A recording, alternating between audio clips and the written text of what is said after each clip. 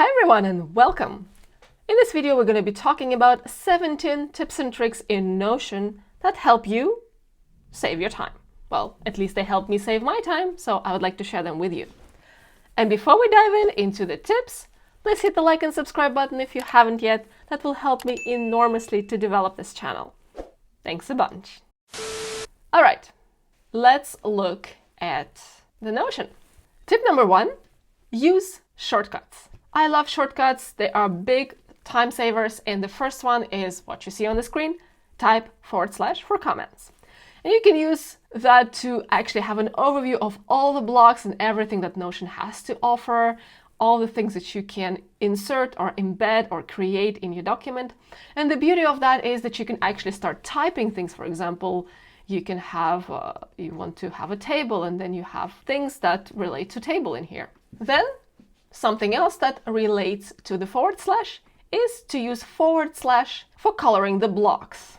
So if you use / and start typing a color, for example, yellow, right? Yellow, you have these two options. You can either convert the whole block into the color yellow, or you can create a background for it. For example, like this. I like to use a lot of shortcuts that relate to formatting. I find them very handy.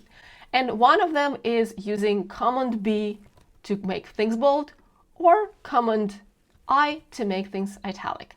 I'm going to be using command because I'm using a Mac, but if you use Windows, you need to replace command with control. Cmd+b and cmd+i are actually a very common shortcuts in all sorts of software. If you use Microsoft Word or Google Docs, that will work the same way in there as well.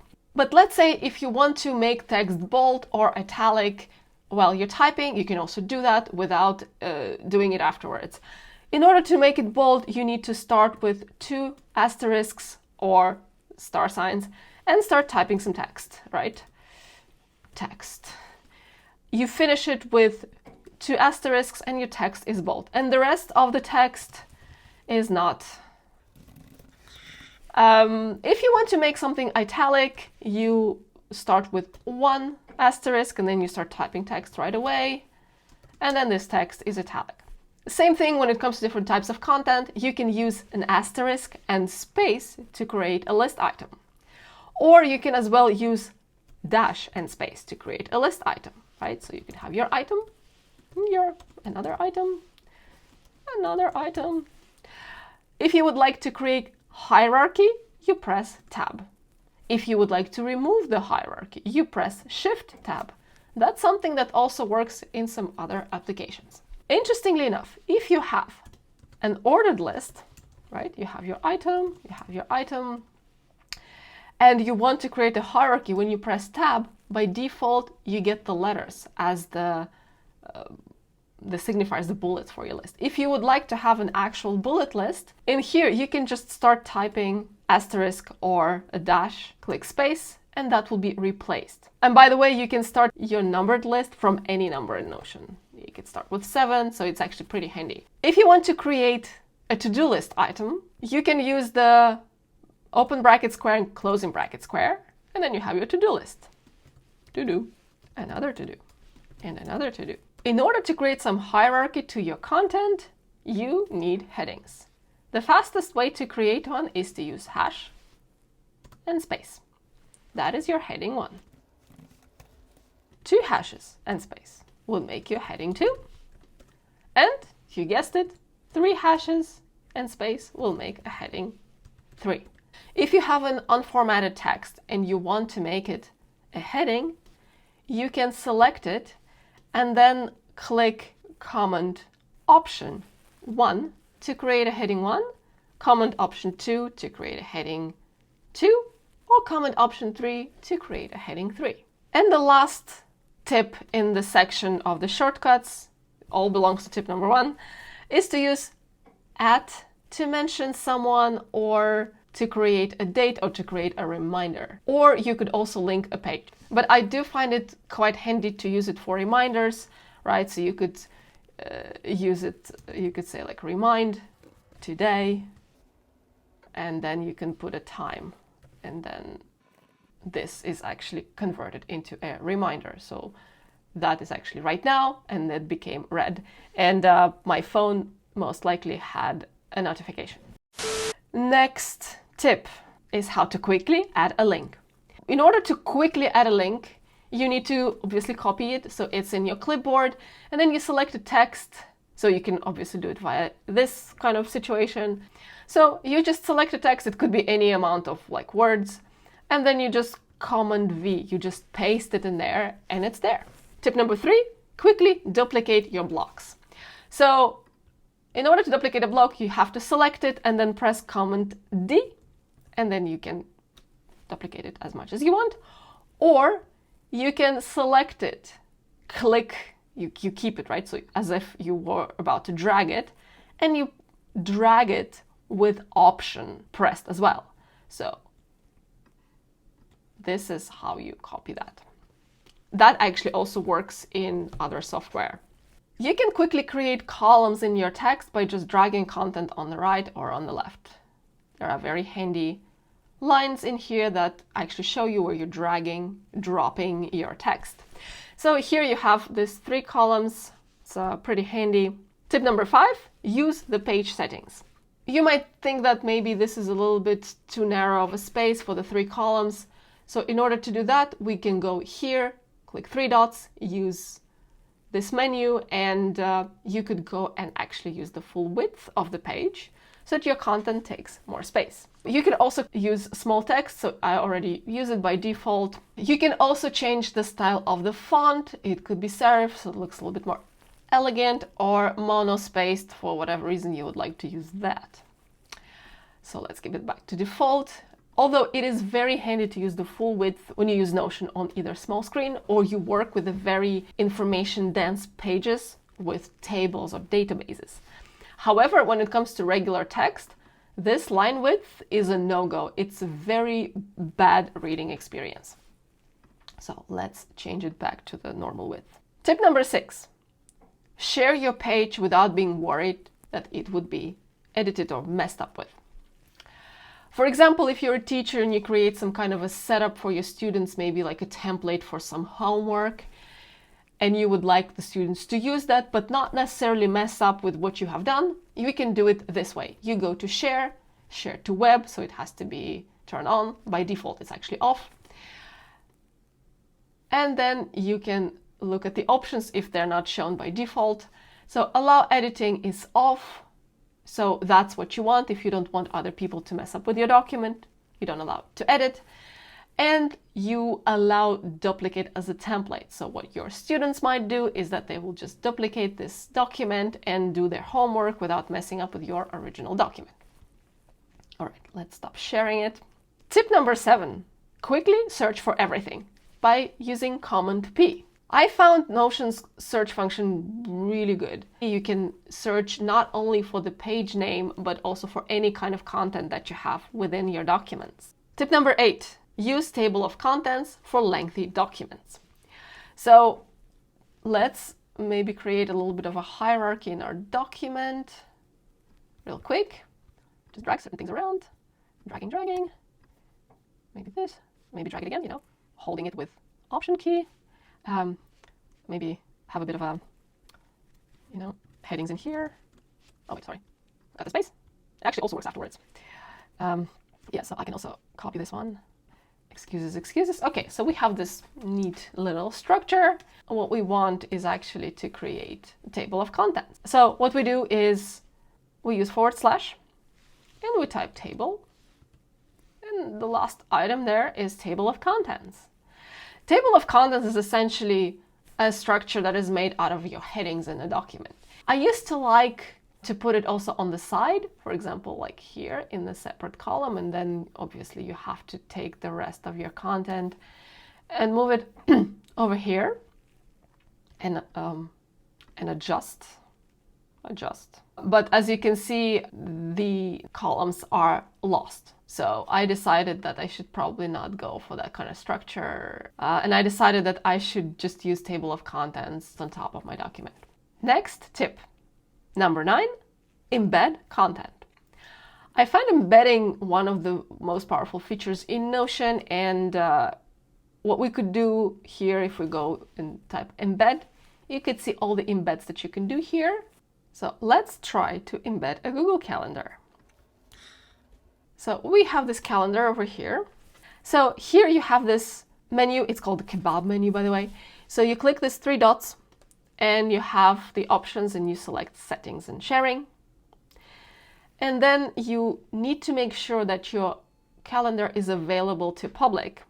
So this little check mark is on, and by default it's off. When you select it, you have to make sure that you click OK in this warning and that it actually shows you the status that your sharing settings are saved, because the error message would look exactly the same. Then you can either scroll this document or use this menu on the right and navigate to integrate calendar section.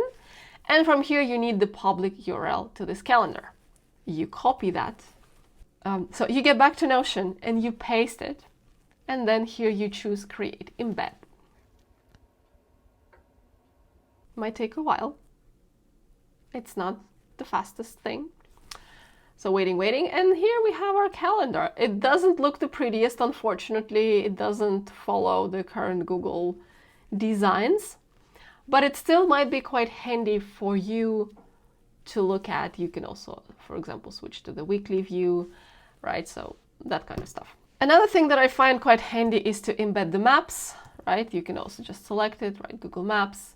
And here you would need to get the URL of a map. So we can embed the map for Paris. So I copied the map URL from Google Maps, and then I pasted it in here, and it is, again, taking some time. And this is our map, right? So you can as well just change the size, the scale, and whatever you need. One of the most common things that I just use the links. If I use this article in here for this document, I can create a bookmark, and the bookmark will be created here with title and image. So that's very, very handy. Tip number 10, use comments to create notes for yourself. You could as well make some kind of reminders or highlights for yourself to take care of later. For example, if you think like, oh, I would like to go to this museum one day, and this museum shows French Impressionist art, and you may not know that much about those artists, what you could do, you could select it. You can use comment like this, also pretty handy. You can use, of course, a shortcut that would be Command Shift M, and then you have your comment on the right, and you can say like something like check artists. You press return or enter, and your comment is there. The good thing is that it is very prominent, it's highlighted, so you would not miss it. And when you're done with your research, you're not needed anymore, you can press resolve and it's gone. Number 11, hide content under the toggle list. In order to quickly create a toggle, you use this more than sign and a space. So that way, of course, what I did, I converted this block into a toggle. You can obviously create a toggle like this, just it will be that. We can create these toggles and then maybe move content in there. So it is very handy when you work with lengthy documents and you want to focus only on one section. And in order to do this, there is a shortcut to open and close all the toggles that you have on the page. You use Command Option T to close them and Command Option T again to open them. So for instance, if you're working on this section of your document, you can close them all using Command Option T and then open that and just focus on this part of your document. I use that, for instance, in my books when I can actually show it to you. I have this list of books that I read in the previous years, and they are in a toggle list that are all closed because they are no longer relevant for me. Number 12, use favorites to quickly access the document. So you can already see I have 6 pages favorited, and in order to do that, you just click on this little star up and it's there. See, our Paris is here, our favorite. Number 13, link to any block on any page. So let's get to a block, for example, our calendar. Let's link to the calendar. So you select a block and then you select copy link to a block. And then in here, what we could do, we can create a separate item that says calendar, and then Command V, paste that link into that text, and when we click it, it will bring us down to the calendar. Number 14, quickly check and uncheck all the to-do items. So here we have our to-do items. We can select them all, and if you click on one, all of them will be selected. And the same thing to unselect. Next tip, number 15, quickly switching to the dark mode and back to light mode. You can obviously go to the settings. It's like somewhere in here, pretty hidden, but there is a shortcut for that. So it's actually Command Shift L. Command Shift L will bring you your dark mode and your light mode back. So it's a toggle. Number 16, use Notion in a different language. It may not be very relevant for you since I assume if you watch this video, you can understand English. However, if you know someone who is not super comfortable with that and would prefer to use Notion in their own language, there is a trick for that. In order to do that, we need to log in into our Notion account in the browser. Unfortunately, it's not possible to do it on the app, so we have to use a browser. So here I already have logged in and I open this page. I mean, whatever page would be open by default when you log in, doesn't matter actually. So on the page, you click or right click and you get to see this menu, and then you have this option translate to English. I'm using Chrome, so obviously Chrome has Google Translate. You need to use a browser that supports some kind of a translation tool. Could be Google Translate, could be anything else. You click that. Well, it is translating to English. It's a bit weird. Actually, I use Russian language, and I know that because of there is a number of Russian people who don't speak English or don't feel comfortable with English interfaces, so they could use it to get their way around. So as you could see, all the interface elements, the buttons, the titles are translated into Russian. However, of course, your content will not be translated. Tip number 17, last but not least. If you're a Mac user, it might be handy to use several Notion pages or Notion instances on different desktops. So how it's done. We open a new Notion page, so you can go to File menu and use this new window, or you can actually use this shortcut for that. So that would be Shift-Command-N. So you have a new instance. Let's open another page because it will be a little bit clearer actually which page are we looking at. You need to go and show it as a full screen, and this one also as a full screen. So when you go over here, you would see these desktops actually shown. And in order to switch between them, you use 3-finger swipe, left or right. And that's something that just generally works for any kind of app on the Mac. It's very convenient, but I find it also quite a handy thing to have my Notion in a separate screen and then have everything else on the screen where I could have my browser with maybe some Slack or whatever. All right, everyone, and that was it for this video. Did you find it useful? Do you know any other tips and tricks in Notion that could save your and my time? Please leave them in the comments below. And as always, thank you so much for watching. Please like this video and subscribe to my channel if you haven't yet. And I will see you in my next video. Bye!